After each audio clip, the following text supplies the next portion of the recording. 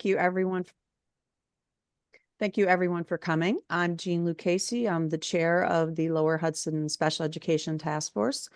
For those of you who are unfamiliar with LHSETF, we are the regional arm of the New York State Special Education Task Force, run under the auspices of Disability Rights New York.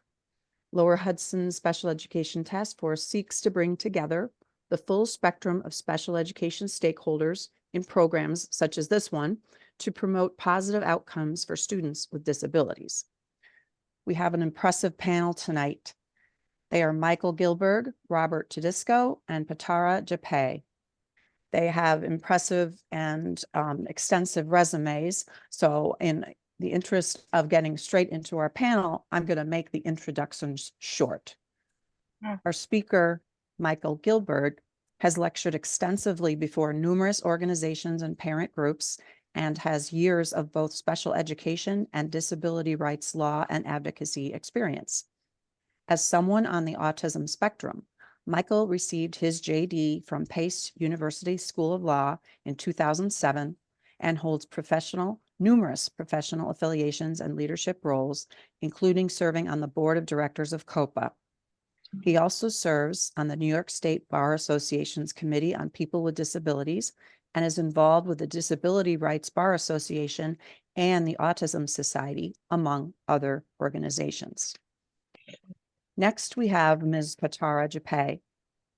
Patara is a proud dyslexic and dedicated special education attorney in New York City. She received her JD magna cum laude with a focus in disability law and policy. She has guest lectured at numerous colleges and universities, organizations, companies, and for parent groups.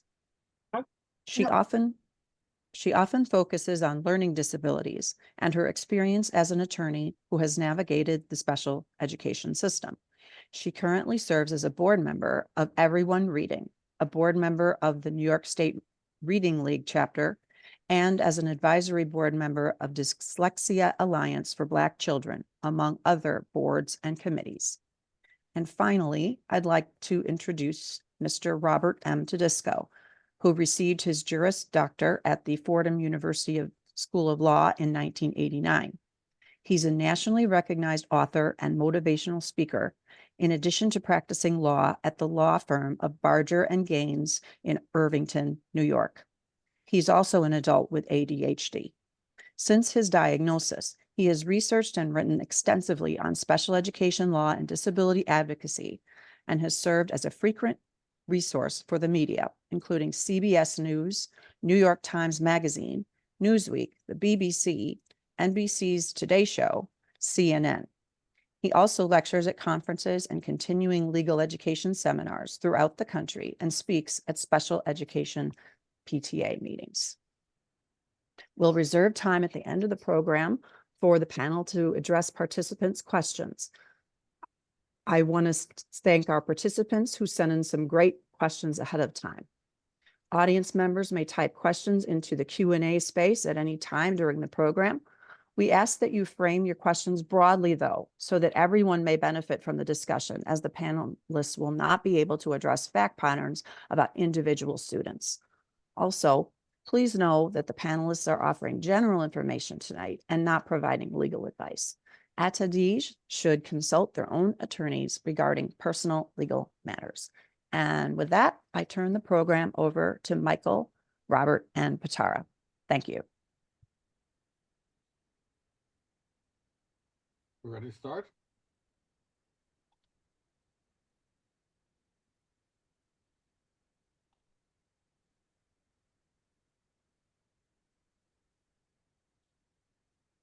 We ready to go? Yes. Okay, I was just waiting for you to on the slide. So I'll start. As Jean said, my name is Michael Gilberg. I think the slide might be cut off a little on the bottom. I could be wrong though. And I'm a special ed attorney on the autism spectrum, and I'll talk a little about my own experiences in my life and about autism. I'm assuming most people here know about what autism is. I was not diagnosed until I was 18 because, as I always tell, in the 80s and early 90s, people thought autism was all kids who were banging their head against the wall and were nonverbal sitting in a corner. So I was put in special ed. I didn't get appropriate services. I went through a very difficult time. And it wasn't until I was 18 and I graduated high school that they started seeing autism as more the Asperger's kids who were higher functioning, so to speak. And I was diagnosed. Unfortunately, at that point, I was already in college and had not gotten appropriate services. So I had to fill in the gaps, as I always say, and catch myself up with what I missed. And with that, I'd like the first slide. Michael, before I proceed, we've gotten some comments that your audio is a little quiet. If you could move closer to your microphone. Thank you. Is that better? Yes, thank you. Sorry, sometimes I'm at the wrong angle. Tell me if that's better or not. Okay, next slide. As this slide says, and I'm sorry for leaning over, it's where the microphone is. Let me know if the audio is a problem. Autism is a neurodevelopmental disability that affects the ability to process information, particularly in communication and social interaction. The numbers of autism are now 1 in 44. It keeps changing. I keep having to remember to update this slide for the number. And it's a spectrum condition, so no two people are alike or will have the same challenges. I'm often asked by people, you're not like Temple Grandin, or you're not like this person. And I'm like, no, I'm me. Not everybody with autism is going to have the same challenges or issues. Like I don't have sensory issues that a lot of autistics have, but I had a lot of social challenges growing up. So I think it's very individual for the person. And so the idea that, two people are of autism are the same is just something that's a common mistake we find. Next slide. Autistic people are known for special interests. As you'll see, there are some common ones. I was just telling someone today how trains and sci-fi are very common in video games, but you get unique ones like toilet bowls, roller coasters, and Greek mythology. People with autism tend to have these special interests and that they get fixated on this one topic. Next slide. Excuse me. Recently, the DSM changed their labeling category from autism, PDD, NOS, Asperger's, and all these other things to level 1, 2, or 3. Level 1 are people like myself, the people who would be considered high functioning or quote unquote normal on the spectrum, or don't appear autistic, requiring minimal support. Level 2 is substantial support, and 3 is very substantial. And sometimes the line between 2 and 3 is hard to determine. Even I have trouble understanding it as a practice attorney and self-advocate, because the level of support is so different for everybody, and we all need support in our lives in some way, shape, or form. Next slide. There are some big controversies in the community. One of the big ones now is ABA, which is applied behavior analysis, and whether it should be used or not, because some autistics view it as trying to make autistic people quote unquote normal, and some view it as, that there are behaviors that have to be adjusted to live in this world. So it's this whole how much behavior needs to be changed, because there are certain behaviors that are dangerous, like autistic children who run in the street. There's different organizations. The Autistic Self-Advocacy Network is on what I would call one end, Autism Speaks is on the other, and the Autism Society is in the middle. There's a dispute about the puzzle piece versus the infinity symbol. Some people believe the puzzle piece is too associated with Autism Speaks, and they want to eliminate it. On the other hand, there's also about whether you need to stand out and be who you are or blend in. The whole neurodiversity movement, and then there's the whole intersectionality of race, gender, sexual orientation, and other factors into the world of autism. Since for a long time, autism was treated as a white, straight male disability, and now we're finding out there are women, there are people of color, everybody can have autism. There's no the difference between men and women is narrowing as more and more females are getting diagnosed and understanding. Next slide. This is a nice graph I found. I didn't make it, obviously, about some of the challenges with stimming and all these interoception, I can't even pronounce, proprioception, exteroception, and some of the things that affect people with autism. I think it's a nice graph of it, although I can't explain it all. Next slide. This is now the autistic pride symbol. People have turned it into an infinity symbol with pride colors from the LGBT community that a lot of people are using. Next slide. As a summary, people with autism don't need to be fixed. We just need to be taught to live in society. People with autism have high anxiety, obsessive or repetitive thoughts, and social isolation that leads to depression. This is why suicide is the leading cause of death among autistics without intellectual disabilities. Among those with intellectual, it's epilepsy. For some reason, and we don't know why, epilepsy seems to be very comorbid, but only on those autistic people with intellectual disabilities. And so they live as what I call in a blissful ignorance. They don't know that they're different, so there's less depression. Next slide. With that, I'll hand off to Robert. Thank you, Michael. Okay, so my name is Robert Tedisco. I am an attorney at Barger and Gaines. I'm an adult diagnosed with ADHD. I was diagnosed as an adult. I was 34 when I was diagnosed. At the time, I was a criminal defense attorney, and really after my own research, working with my clients, it became very apparent that there were a lot of patterns. I represented a lot of adolescents that were getting into trouble at school.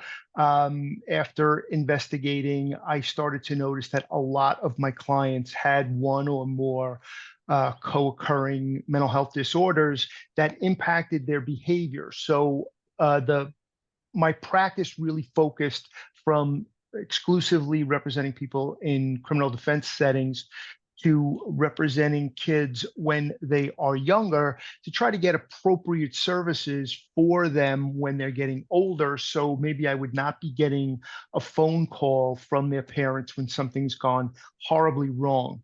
One of the other things about ADHD that I will touch on is that there's an old saying that ADHD rarely walks alone. In 65 to 70% of cases, ADHD is present with some co-occurring disability. Some people say comorbid. I don't like that expression, but a learning disability, autism, bipolar disorder, or something else. So let's talk about ADHD. What I'm really going to try and do is give parents and educators kind of a look at why they're seeing some of the behaviors that they're seeing and why people with ADHD kind of act or perform the way they do. Next slide, please. Okay, what is ADHD? It's a neurobiological disorder that affects the prefrontal cortex of the brain. I'm grossly oversimplifying this, but it affects the portion of the brain that deals with executive functioning. It also impacts the neurotransmitter system. The three main neurotransmitters involved are dopamine, serotonin, and norepinephrine. The reason that's significant is because a lot of the behaviors and characteristics we see of students with ADHD, adults with ADHD, really are the personality type of those who gravitate towards high stim behavior. The adrenaline seekers, the base jumpers, the people that are constantly seeking a thrill. And I will show you some graphics to kind of try to understand why. In terms of executive functioning, if we go to the next slide, executive functioning is really the office manager or the symphony conductor in your head. It's the portion of your brain that kind of manages everything, dealing with issues like organization, prioritization, time. Time and attention are two that I really spend a little bit of time on, because I think it's unfair to say someone with ADHD has difficulty managing their time. Someone with ADHD has difficulty managing everything. Time is more of a particular problem because I think the real issue involves time perception. I'm going to show you some slides later on that really talk about to explain cognitive hyperactivity. And if you think about it, if our brains are really kind of visualizing so many things at the same time, there's a huge disconnect between the slow reality of life. And so there is a huge disconnect between accurately perceiving how long a task is going to take to perform, always thinking you have more time than you actually do to perform that task. And it leads into a number of issues that these students will run in, students and adults will run into. Okay. Impulse control is really the behavioral culprit for people with ADHD, especially students. These kids know the difference between right and wrong. What the problem is, the inability to control an impulse to do what seems like a good idea at the time, even though you deep down understand that there's probably going to be consequences to it. For instance, the kid next to me had the new cell phone. I know you're not supposed to steal. I couldn't stop myself from taking it. Now, there's a difference there between the behavior, which is clearly wrong and clearly warrants some type of consequence. There's a difference between that and why that happened and what we can do maybe to prevent that from happening in the future. Hyperactivity, the H in ADHD, there are people that say there are 3 types of ADHD: hyperactive, inattentive, or combined type. I would say probably most people, unless the hyperactivity is really, the kid who's literally bouncing off the walls and can't stop their motor from running. It's combined type typically describes most people with ADHD, even the quote unquote um, inattentive types are typically the kids that are sitting in the back of the classroom who are staring out the window. They're getting maybe B's and C's in class. They're not failing. Those are the hardest kids to get services for because they're not causing a behavioral problem that the school needs to address right away. But what parents and educators need to understand is behind our eyes, there is an enormous amount of what I call cognitive hyperactivity. The thoughts that have no place to kind of set down, no filing system. So they just swirl around like a school of fish, of millions and millions of fish. And that appear to swirl around with no rhyme or reason until one pops out and someone says something that seems to come from left field. Attention is another facet of executive functioning that bears a little bit more time because it's not about an inability to pay attention. Okay, that again, I think is a misleading statement. Parents will come into my office and say, the teacher says he can't pay attention, but he can sit and play video games for 10 hours. So it makes no sense. And what you really have to understand is it's not an inability to pay attention, it's an inability to regulate attention. There is either no attention or extreme hyper focus. There's no steady baseline in the middle, which most people have. There is also a significant problem in most cases with short-term memory. And the best way I can describe that is if you think about your computer, there are essentially 2 types of memory in your computer. One is the storage capacity, which would in a person's mind be, I guess, your long-term memory. How much information can that box hold? Then there is also something on your computer called random access memory. That is the memory in your computer that regulates how many programs can run simultaneously. That is more appropriate to think of short-term memory, which is where we typically have problems. The long-term memory, people with ADHD typically will have frighteningly accurate long-term memory. You can go to the next slide. But it's the short-term memory that is an issue, and I'll show an explanation of that in a minute.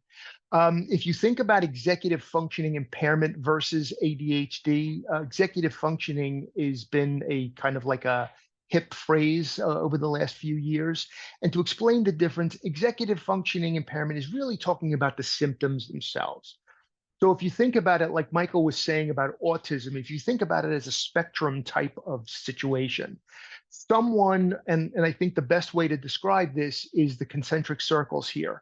On the outer rim, you find people with a mild executive functioning impairment.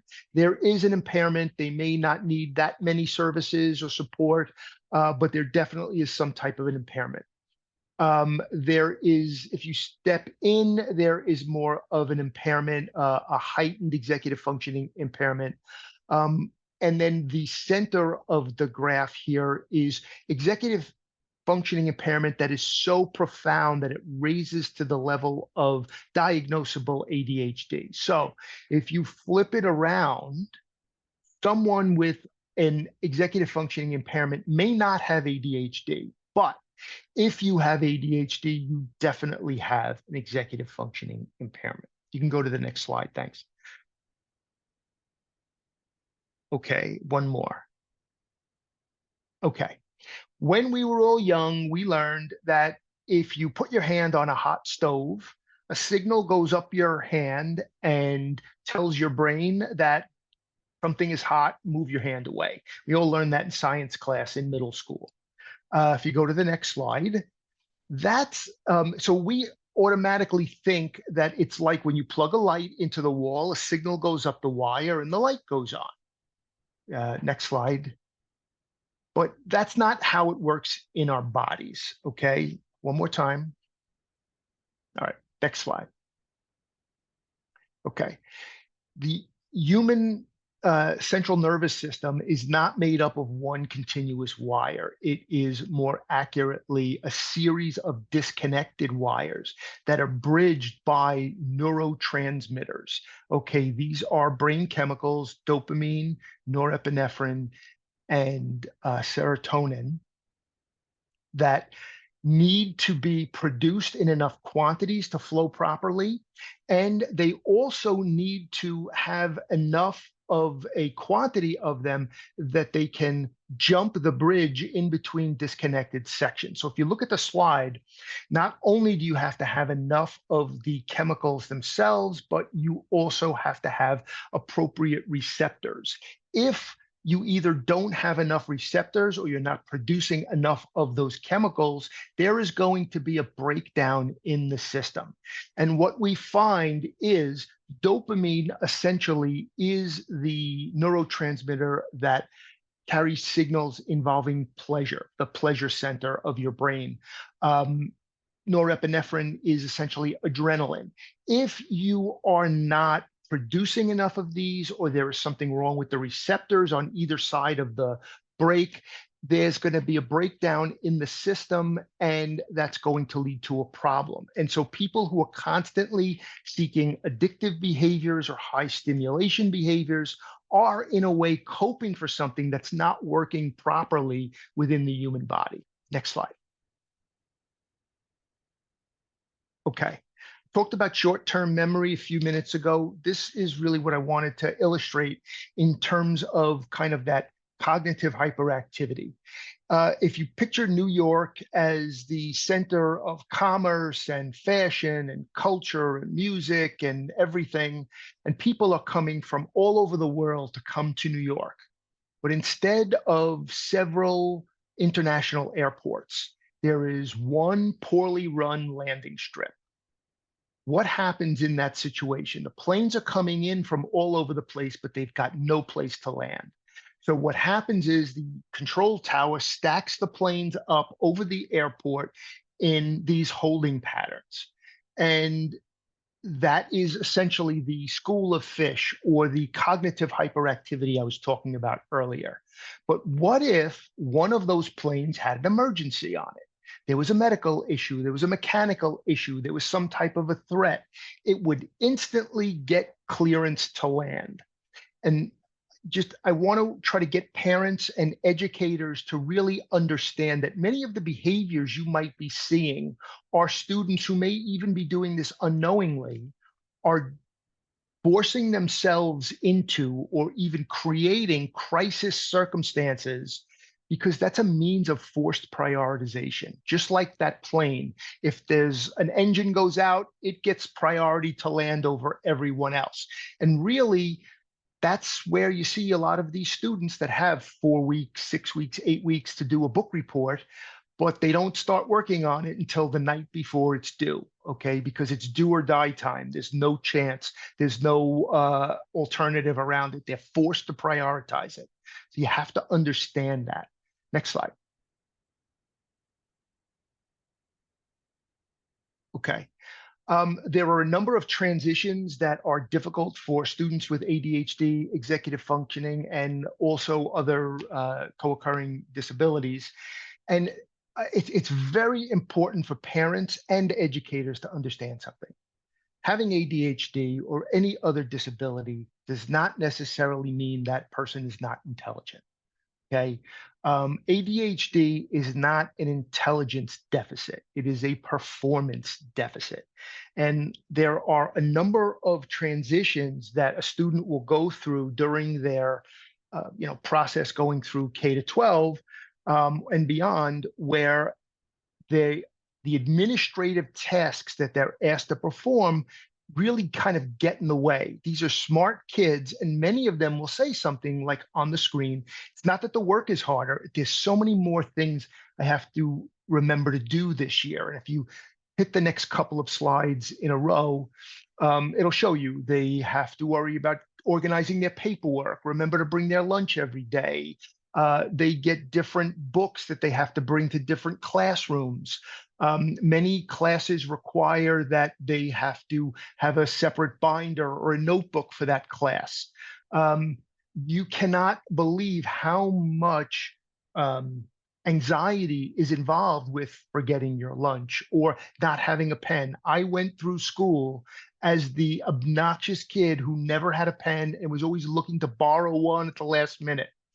Also, at the bottom of the screen there, you can see that their assignments are not linked to what they have to do right then and there. They are assignments that are given over time, like that book report, and managing their papers, their books, their notebooks, and their longer term assignments becomes really very difficult for them. And that becomes the source of not only them falling maybe behind the other students, but an enormous amount of issues involving their own sense of self-esteem. That is really the invisible part of ADHD that is harder for parents and educators to see. Next slide. I like to bring this slide up because I think it's really very important.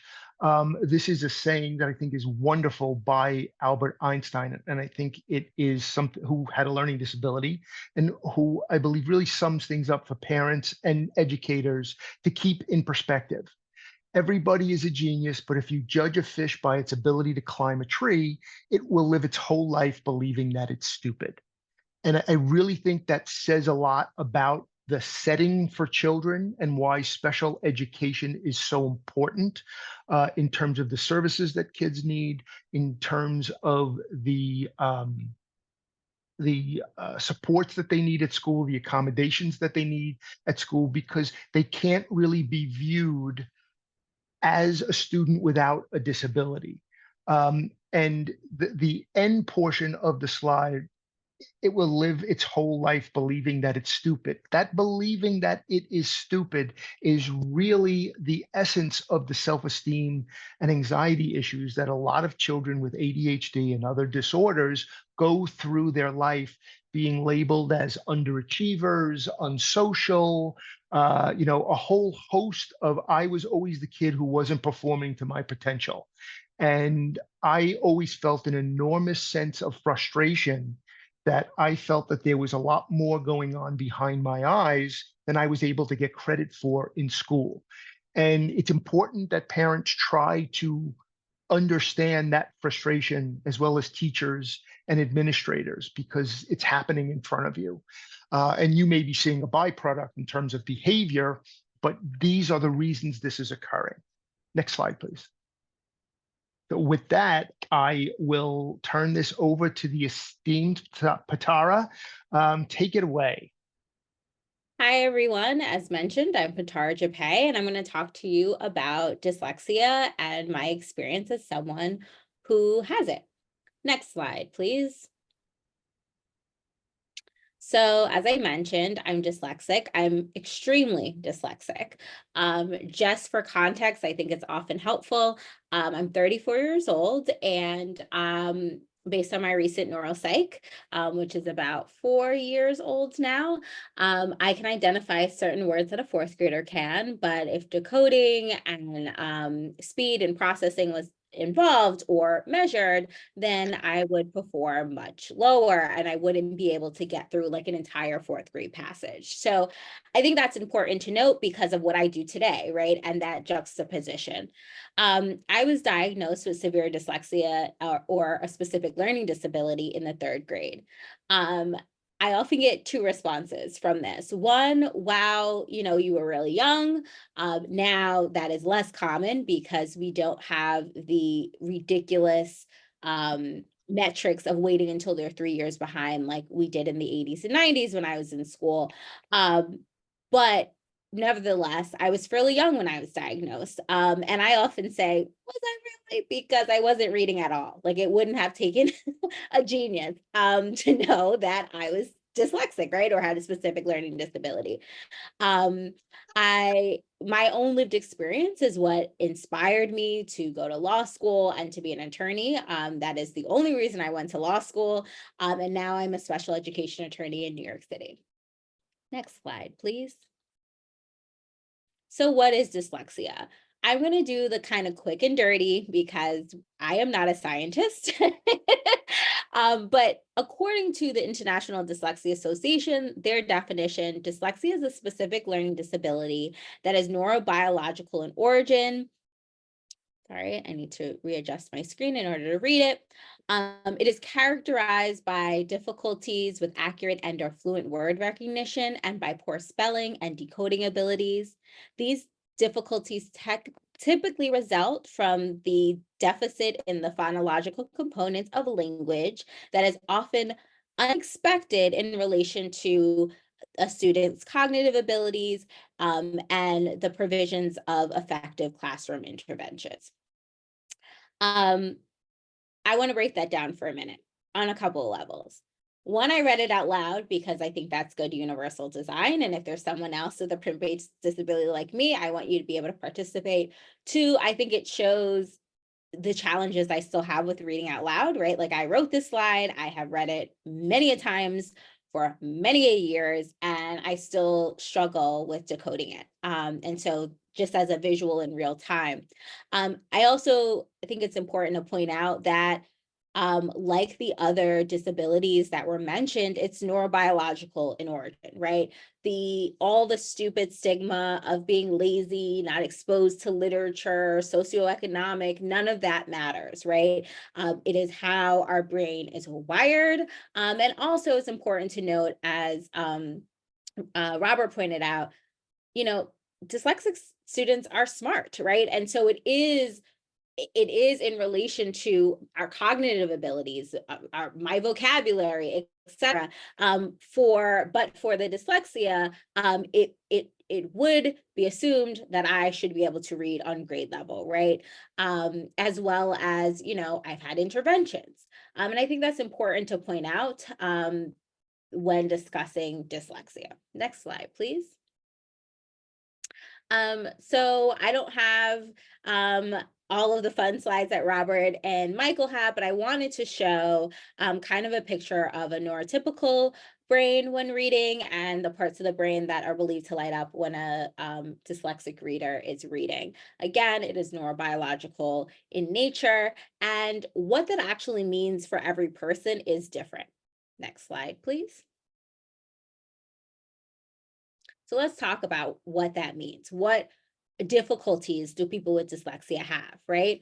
Although dyslexia impacts people in varying degrees and symptoms may differ, dyslexia can create difficulties with reading, the phonemic awareness or decoding, accuracy and or fluency while reading, reading comprehension, spelling and or writing, so encoding, and math, right? One of the things that I realized I was saying a lot over the years is that it really varies from person to person in terms of how they are experiencing their dyslexia. Yes, you may have difficulties in all of these areas or some of these areas. And having presented with Michael over the years, one of the things I realized was dyslexia is a spectrum too, and we don't really look at it that way, right? But there are people who we say crack the code, right? And are able to navigate written text closer to grade level. They might need some extra time. There are others who we would say are illiterate and unable to read at all. And there's everybody in between. I say I'm on the severe side because I've had many, many interventions. I like to say that I experienced every educational environment that the New York City Department of Education had to offer, right? General education, resource room, ICT, 6-to-1, 12-to-1, a non-public school, OT, PT. I even had a BIP for reading, right? Like, which is absurd. But if you can think of it, RTI, etc., I experienced it, and still I am unable to read on grade level, right? I would acknowledge, though, that the interventions that I had allow me to identify words on a 4th grade level, which is game changing, right? Like I can read an exit sign. I could, navigate the world in a way that is essential. I think without those interventions, I wouldn't be able to do that. So just understanding that it looks very different for every person, I think is really important to keep in mind. Next slide, please. So what does success look like, or what things can help a dyslexic person be successful? Multisensory education, accommodations, and assistive technology help people with dyslexia navigate the written world. I think that's what that word is supposed to be. So I apologize for the typo. And educators, students, and families must have an ongoing dialogue to find out what works best and to advocate for the students' needs. So let's break that down a little bit.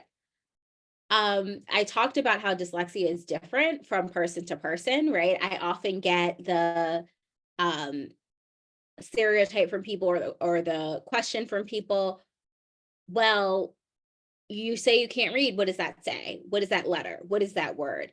I can tell you every letter of the alphabet. I may not be able to tell you what that word says. If you tell me what the word says, I will be able to tell you what it means, right? And so that's just an example of, how it manifests for me, and it could look very different for others. Regardless, because it's neurobiological in origin, one of the things that you want to make sure to do is to teach the instruction, right? Like to learn how to read, right? And the tried and true method is some type of multisensory program, right? Then there's assistive technology that helps to bridge the gap between what you're able to decode and what you're able to demonstrate, that and the information that you're taking in, right? So it allows you to access curriculum, right? And then there are accommodations that I think brings that all together, right? So I'm learning how to read on my grade level, but my intellectual level are many grades above that. So I use a lot of assistive technology, speech to text, text to speech, word prediction, etc. And though that allows me to access material, we often heard from for a very long time that it helped level the playing field, right? Assistive technology and accommodations help level the playing field.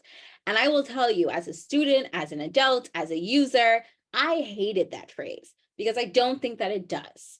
I think that assistive technology and accommodations don't level the playing field because I still have to work twice as hard as my peers, right?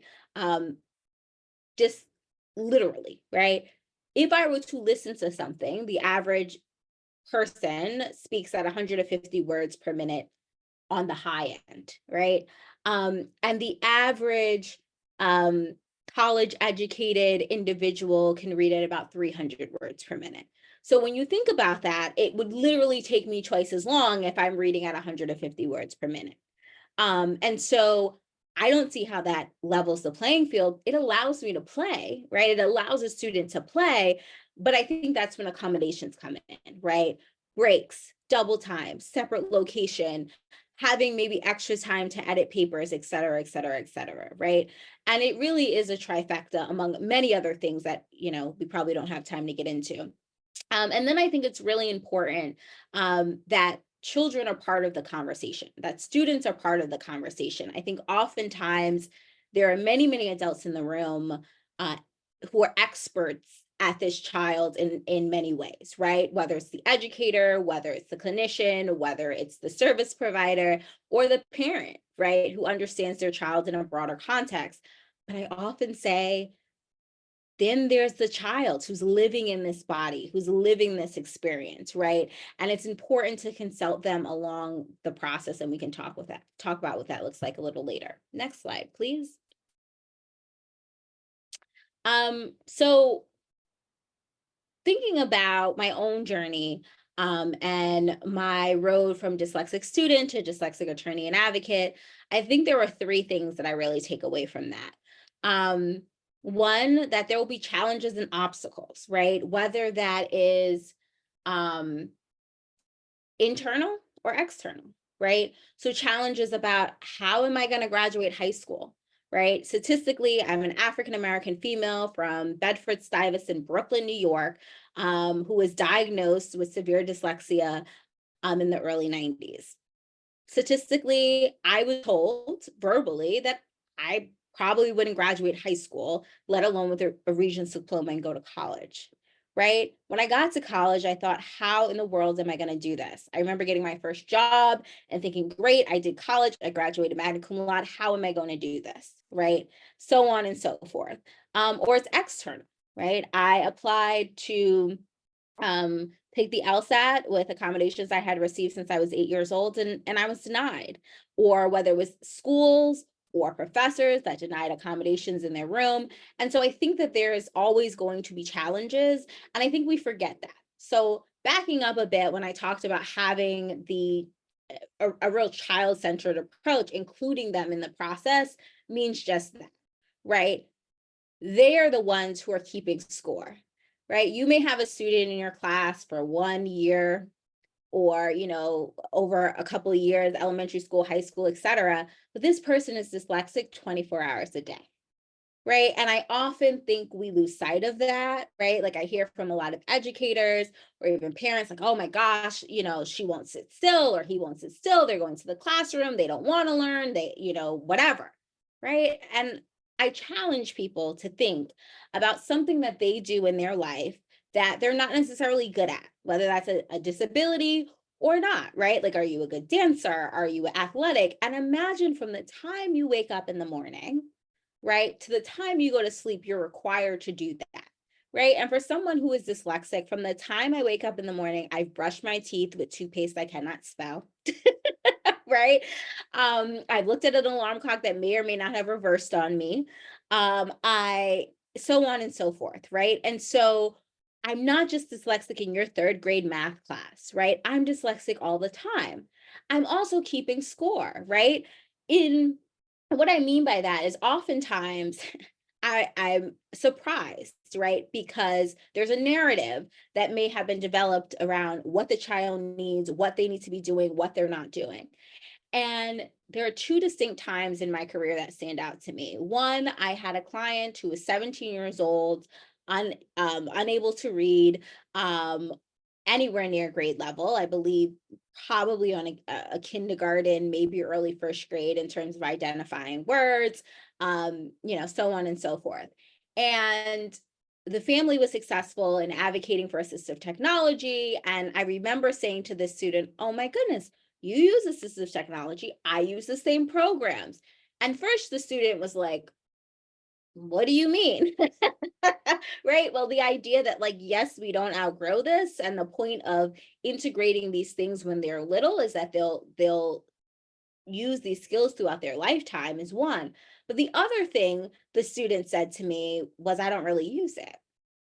And I said, why?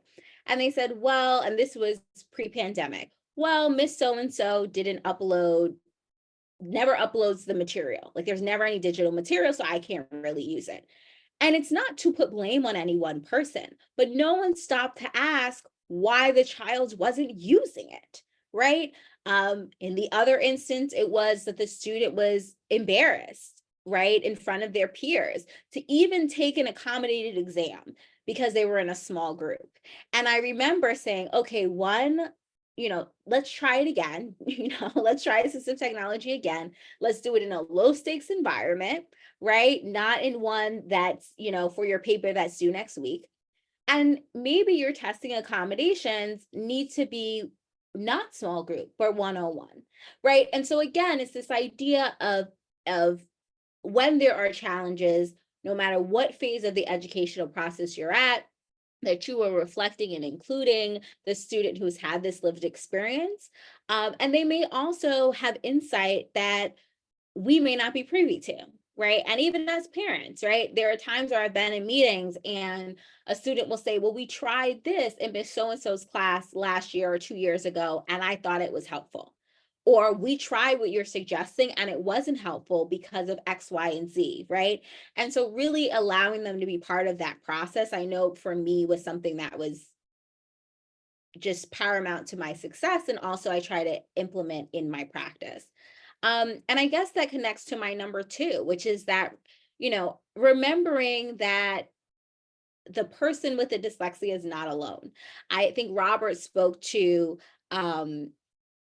feelings of feeling stupid or inadequate or inferior or whatever, or just not knowing, right? Like I was very loud and proud about my dyslexia. I knew I was smart because my parents told me so, and I was fortunate enough to go to schools that reinforced that.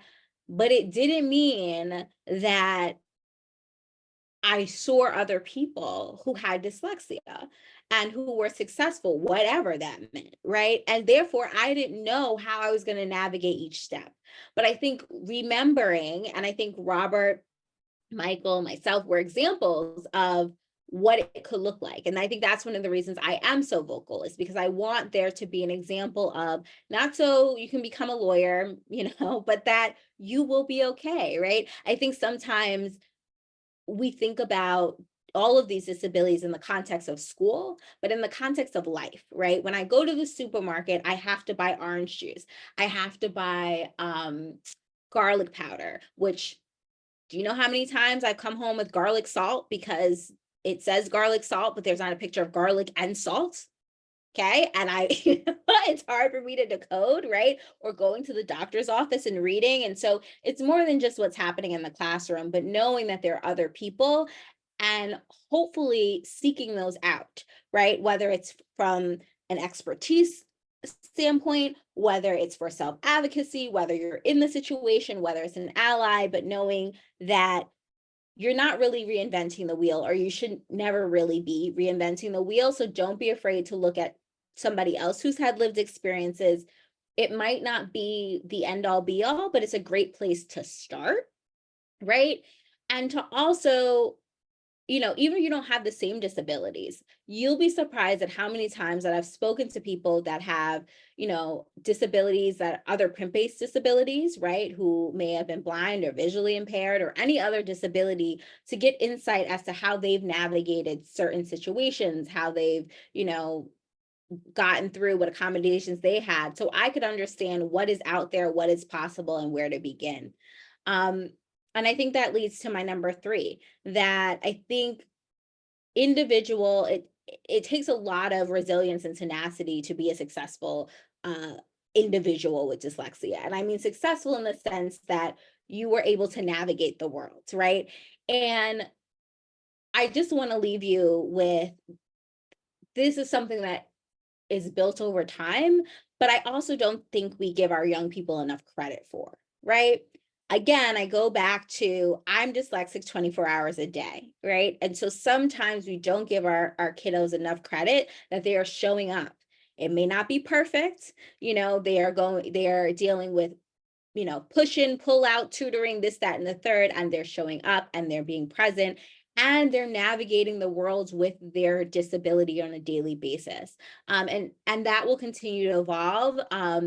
But yes, those are my 3 takeaways. I think in terms of looking back at my life and thinking about what I can distill from that. So next slide, please. Awesome. So I talked a little bit about accommodations. I'm not going to get into them, but I put a whole bunch of accommodations. They're not necessarily specific to dyslexia. But again, I know that there has been a lot of tension between specialists and AT and accommodations, and it really takes all of them. And sometimes the more you add, the more you'll need, meaning it is simple to say something like double time, which is what I have. And when I was a kiddo, a 10-minute exam, a 10-minute pop quiz, double time isn't that big of a deal. By the time I have double time to take the bar, which was 8 hours a day for 4 days a week, I need other accommodations like bathroom breaks, right? And so the idea that all of these things, accommodations, assistive technology, should be growing with the student. They should not be something that we think about like at the final hour for transition services, but understanding that they're just as fundamental to someone's success as decoding. And so they should be started as early as possible. Next slide, please. Awesome.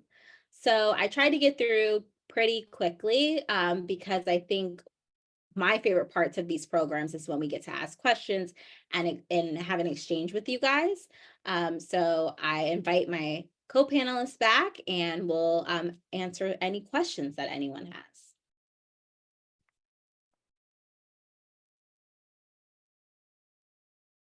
Great. And I could just invite all the audience members. They can put their questions in the chat and I will do my best to field them to our panelists. But just to get it started, we did receive some questions from participants when they registered.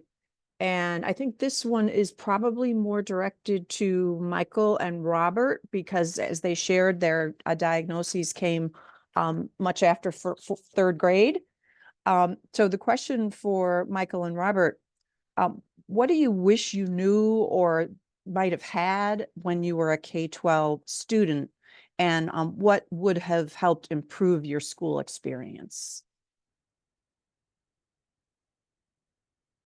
You're muted, Michael.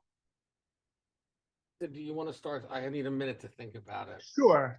I think that, I often say this and people laugh and it's kind of like one of my catchphrases, but when I was going to school in the 70s, they didn't call it ADD. They called it BAD. They were just bad kids, so people didn't have the level of information that we have now. And hopefully what Batara, Michael, and I are trying to do here is trying to help you see things through the child's eyes and the frustration that they have. One thing, I wish there was a lot more of that information. My experience working in the disability community is that there's an enormous amount of comfort in knowing that you're not alone. And one other thing that I wanted to say is that I think it was a very important thing that Patara said before about, involving a child in the special education process and what do they need. And for practical reasons, it's really important to do because they're the ones that are going to either benefit from what support you can get for them or going to flounder if they're not getting enough support. But I think to touch on where I was coming from, there's an additional aspect. Every child with a disability, no matter what disability it is, feels as if they are not as good or there's something lacking or there's certain amount of frustration that they have. And a lot of that frustration has to do with feeling as if you have no power, you have no control. And I think that involving a student in the special education process accomplishes a number of things, including getting them ready to advocate for themselves when they get older, and they're going to have to when they get to post-secondary.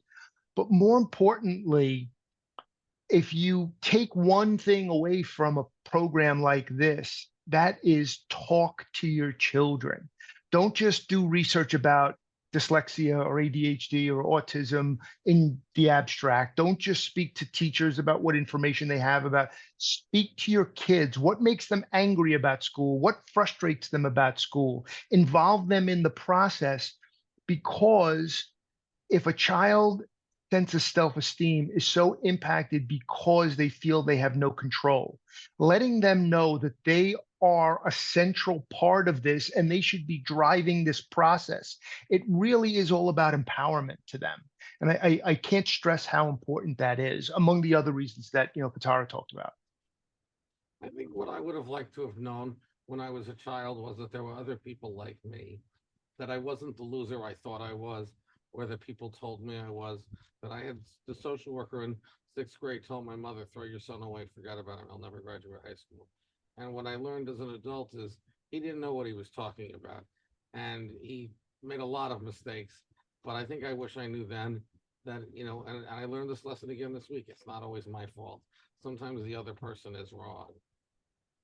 Yeah, I also think the three of us pretty much kind of do the work we do because it's almost like a second chance. No child should have to break ground like we, if you consider that, should feel the frustration that we see in our clients. And if we can shed a little bit of light on that for educators and parents, I think that's very helpful. And I would just add, I know I was diagnosed in the third grade, but I wasn't exposed to assistive technology in the way that I think that I should have. And I think it shows, right? I started speech to text. My first exposure was audiobooks in the fifth grade. I now listen to words, 600 words per minute. I am not as fluent with sorry, that was text to speech audiobooks. I'm not as fluent with speech to text. And I see younger students catching on a lot faster. I like to say I'm still a button masher. I do a bit of speech to text and typing, and then it's spelled wrong and whatever. And I think we underestimate some of the supports. We call them supports. And so therefore we should remediate them first, right? We should try this remediation and then see what happens is a very old school way of thinking, but it still happens today, right? The skill that it takes to learn these things, I cannot stress enough.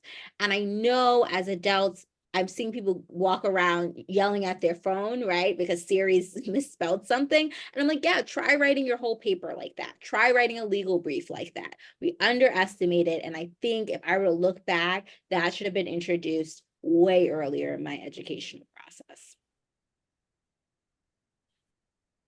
Thank you. We have some new questions coming in.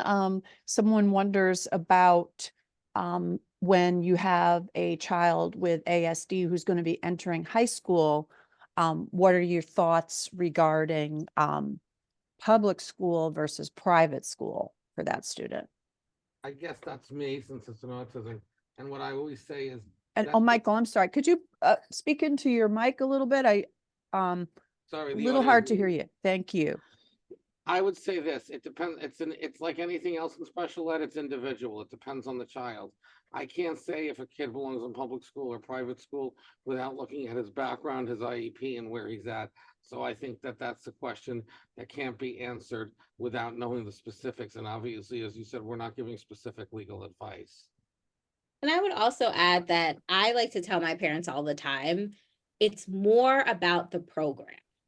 I know good private schools and I know bad private schools. I know good public schools and I know bad public schools. I know great ICT and I know horrible ICT. We can go on, right? Same thing, 12 to 1, 6 to 1, whatever.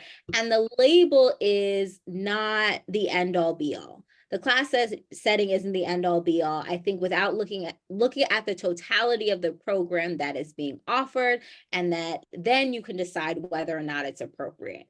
I think oftentimes we get caught up in, I don't want my kid in self-contained, right? And some of the elite private schools are, these tiny little programs, right? Whatever it is, look at the program and think about matching program to program. One other aspect of this that I think we should touch on is for those parents who are talking about, let's say, sending their child to a religious school, where I think that in a setting like that, depending on how the school gets funded, the public school system has a significant amount of requirements that protect your child versus a private school that does not have the same responsibilities under the law. And so, I've had parents that say, we sent my child to Hebrew school. I remember I had a woman say that, she had a number of kids and a lot of them had disabilities, and what should she do? And my thinking was, and as someone who was raised as a Catholic student who went to Catholic school, you don't want to say, a religious education is not important, but if your child has special needs that need to be addressed, you really need to be in a public school setting so that you can hold that school district to task based upon what the law requires them to provide. So that, is another side of this. There are a number of private schools that specialize in providing services for kids with various disabilities, which, are great. It really depends on a lot of things. Michael, did you have more you wanted to say about No, I that? was just going to agree with what Patara said, but following up on what Robert said about being in a public school, to the point that the public school can educate you, but they might need to place you out of district in a non-public school. I think what Robert's talking about is really specific to religious schools.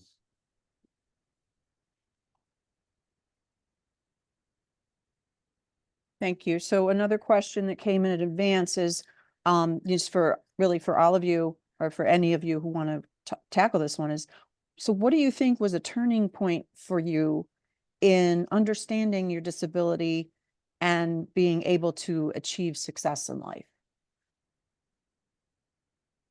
Wow. Um, I could speak for myself. The turning point was my diagnosis. I was succeeding to the extent that you would consider someone like me successful, despite my disability that I had no clue about. Learning about what ADHD was and how it impacted my life, and more importantly, how it impacted the lives of people around me, like my wife and my son, my clients, etc., really was, illuminating for me, and really forced me to kind of look at how I responded to situations. I actually went back and looked at old school transcripts to see what semesters very few, did well in and why, and what was going on at that time, and try to, with that knowledge, kind of try to apply that in a better way. It was kind of almost like the lights going on in the room. The problem is that I encountered was that once you understand, if these are all um, neurologically based disorders, not like you can fix it just by understanding it. So understanding why I do things, or understanding why your child responds a certain way, is only part of the issue. Stopping the behavior, stopping the issues are much more challenging. If you think about it, I was diagnosed at 34. I've been living with ADHD. I'm going to be 60 years old in the fall. The bottom line is that it's not even a fair fight. The few years I've been understanding ADHD, it's hardwired into my system. And the good thing is there are certain things that we do very well. And there are certain things that really challenge us to the subnormal level. And the key to all of this, it's almost like the key to the stock market is knowing is buy the stocks when they're low and sell them when they're high. But how do you get there? And that's harder to define. The whole key to this, in my opinion, is knowing what you're good at. And people with ADHD and other disabilities, if there's something that interests us and we're passionate about it, we're very good at it. Gravitate towards those situations and respect your disability enough and embrace it enough to understand there's things that you do not do well.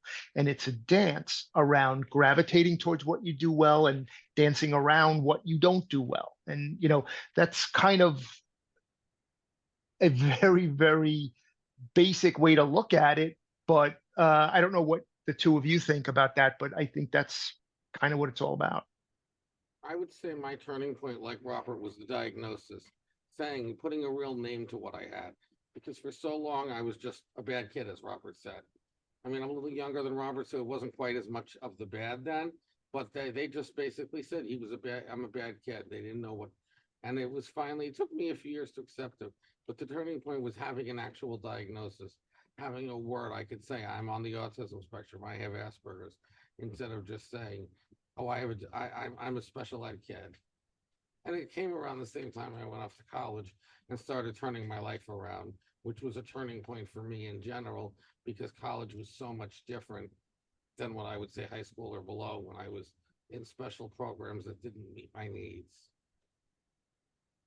And I would say I never really had a turning point. I will say that some of the things that I'm sharing with you are credit to my family and educators, right?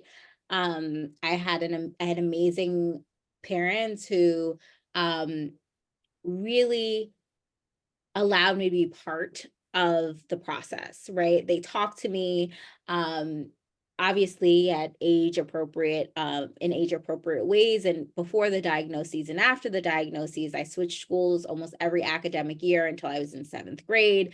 But there were a lot of conversations about, even when they didn't have the language of what dyslexia was that you were smart, and that I was capable, right? And I think that, so I always held that in the back of my head. But the frustration came with, okay, and so why am I unable to do this?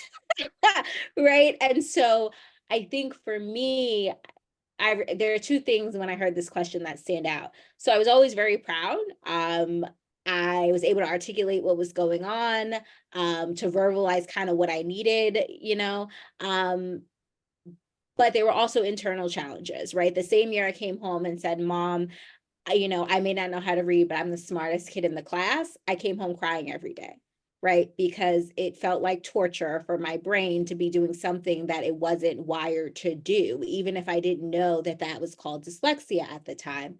And I remember my younger sister got evaluated, and she came to me and she said, I'm dyslexic too. And I remember that night I was in the room by myself and I just started crying because she was proud of something. And I was thinking, oh my gosh, she's going to have to endure what I endure. And so I don't know if I had a turning point, but there were a lot of times in my life where I'm forced to reflect on my dyslexia, or where it comes up, right? And unlike Robert, somehow, I picked the one career that probably isn't designed for dyslexics, and I decided to go straight for it. And I often joke that if the world would have told me you could be anything you want, even though I heard it from my parents, I didn't hear it from the world, right? And so the denial from the LSAT, the having to withdraw from law schools and filing federal complaints with the Federal Department of Education, the world and what I knew in my heart were different. And so there was always that battle. And I often joke that if I was told you could be anything in the world, I'd be like, on the couch eating bonbons and, no higher ed degree, whatever. But the idea that it was the impossible was the challenge, I think, that enticed me to say, I'm going to do it. And I think it's hard for me because when you think you've reached a point, I look back sometimes to people who've come before me, and when I tell them my struggles, they're in tears because they think, how the heck are you still going through this? And when I talk to my clients, oftentimes they make me cry because I know exactly how they're feeling and what they're expressing. And so I didn't necessarily have a turning point, but I can say that the importance of empowering the student with as much knowledge as at the time, and explaining to them that, as Robert says, this isn't an intelligence deficit, right? It means more than you'll ever know, because I was always okay with my disability. It was the worlds I had a problem with. And that, comes with its own challenges, but I think is empowering in a lot of ways. Thank you. Another question that comes from one of our audience today is, what would you recommend to schools to so they can better understand how to support students with dyslexia? That's the particular focus of that question. Wow, that's a deep question. I can probably go on for a long time, but I won't. I think it's multifaceted. One is training, right? We know that oftentimes educators have the best intentions, right? You don't get into this profession to torture children. I am convinced of that. But oftentimes educators in schools aren't prepared and supported to do this work. And so, I'm part of New York State's P20 program. the dyslexia task force. And I think what comes up a lot is focusing on teacher prep programs. So that's one, but also continuing education. A lot of times educators and schools need to be supported in true training and understanding. And I don't mean taking the 3-day Wilson workshop and saying that I'm, Oregon Gillingham certified, right? That's not it. But actually trained in the methodologies, in the screening. A lot of times we're using screeners that aren't done with fidelity, and then we don't know how to follow up with that data. So, training, continuing education, and not just for the implementation of the instruction to multisensory or in Gillingham, 101 instruction, but also what assistive technologies out there, right? Empowering schools and school districts to understand that process. It's also a learning process for the educators, as well as I think, you've heard it tonight without a name, but there is a sense of disability pride and disability culture that I think was displayed tonight. And so understanding disability, not just from the clinical perspective, right? As educators, as special teachers, but also what does this mean? What is it?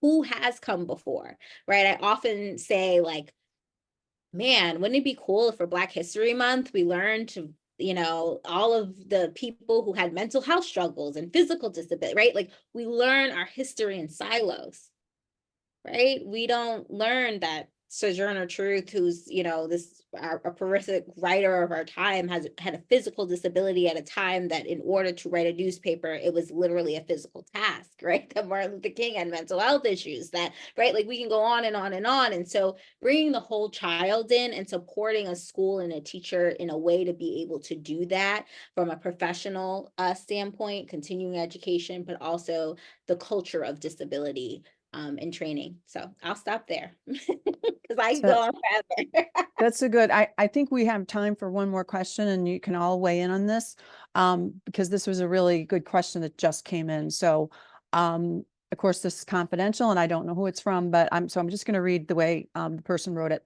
As my husband and I have learned about our kids and their disabilities, we've been learning about ourselves and our own possible disabilities. So what advice do you have for parents on how to manage a neurodiverse family?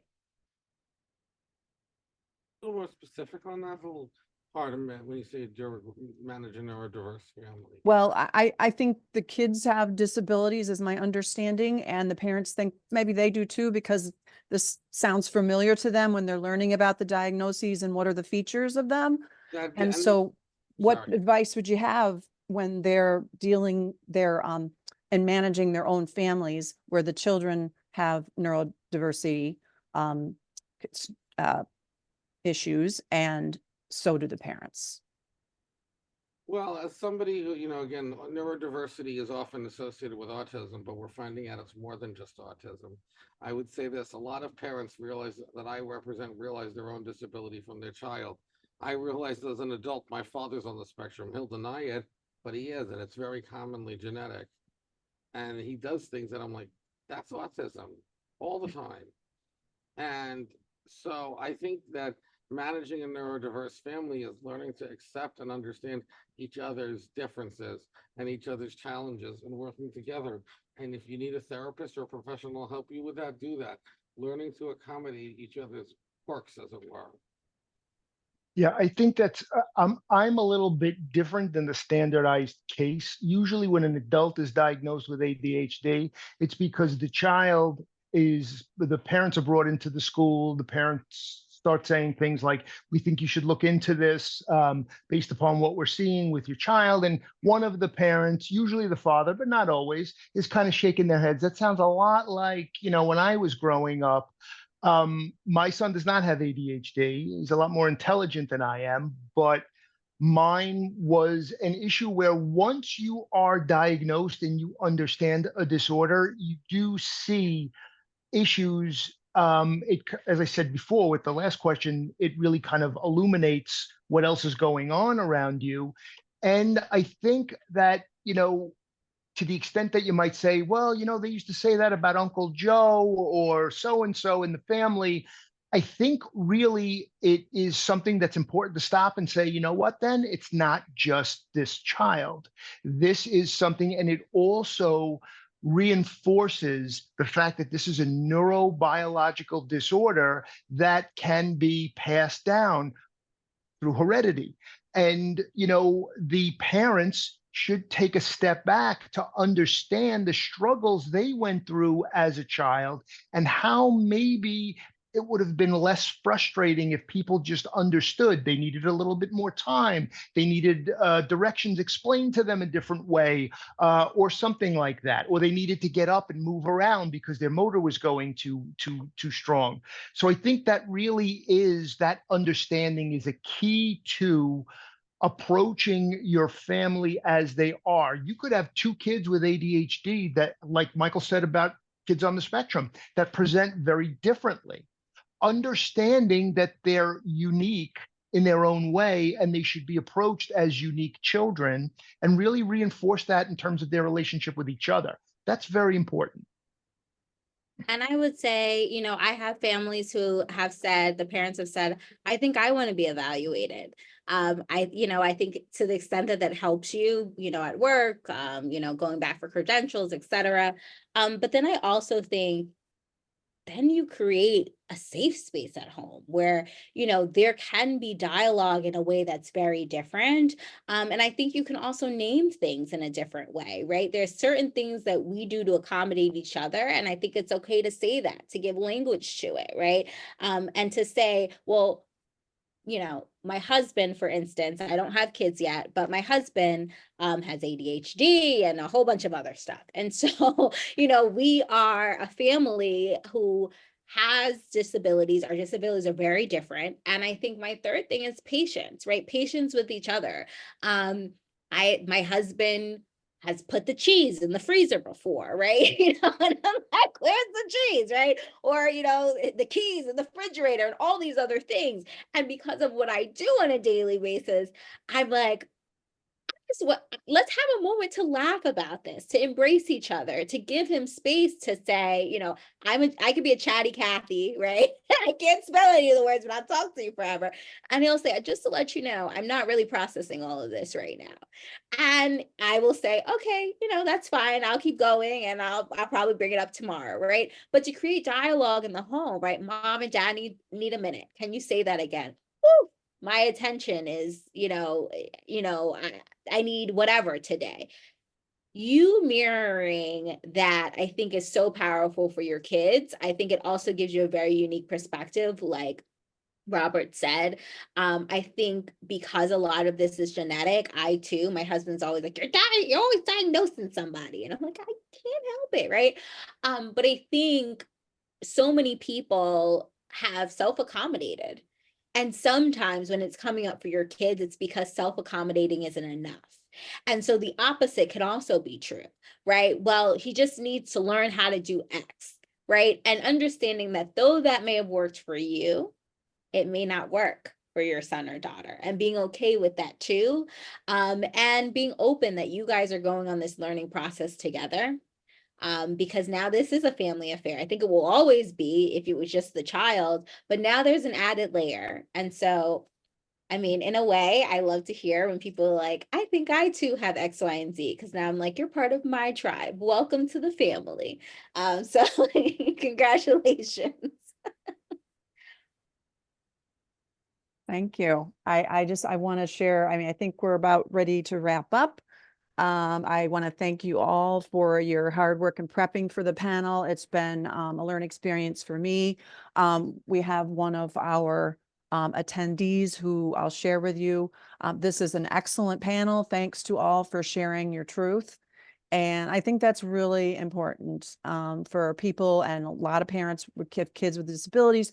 People from schools can see that this is the end game when you support people. Even if Michael and Robert got their support different way and at later times, this is what can happen when people feel supported and then they go out and support others and pay it forward. I think that's excellent. I want to thank everyone for attending, and be sure to fill out the survey if you can when that comes to you. And also, we will be sending out probably within a couple of weeks the recording of this program so that you can share it with others or watch it again. And you know, any closing remarks, but I just want to say thank you for everyone. Thank you to the exec council of Lower Hudson's Special Education Task Force, especially Jessica and Alyssa, who really helped in the production of today's presentation. Any quick closing remarks for the three of you? Just if people want to reach out to us, you can find us all online. And thank you for having us. Yes, thank you for giving us the opportunity to speak to parents and educators alike. Thank you very much. And thank you everyone for coming, and have a good evening. Good Good night. evening. Thank you.